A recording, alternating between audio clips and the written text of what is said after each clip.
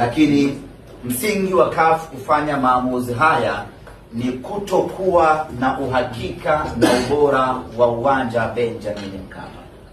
CAF bado wanayo kumbukumbu ya namna ambavyo uwanja Benjamin Mkapa uliharibika kwenye mechi ya robo finali dhidi ya Al Masry kwenye hatua ya robo finali.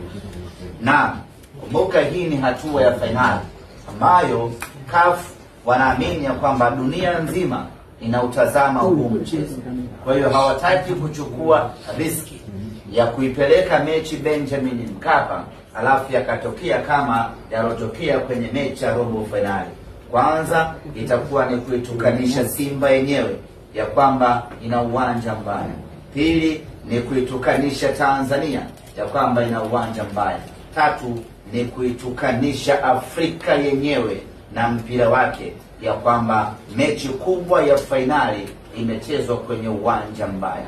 Kwa fakta zote hizo ndipo ambapo CAF wakafikia maamuzi ya kwamba mechi hii wacha ikachezwe kwenye uwanja ambao tuna uhakika nao hauwezi kuharibika, uwanja wa Amani. Hayo ndiyo maamuzi na hiyo ndio fikra ya CAF.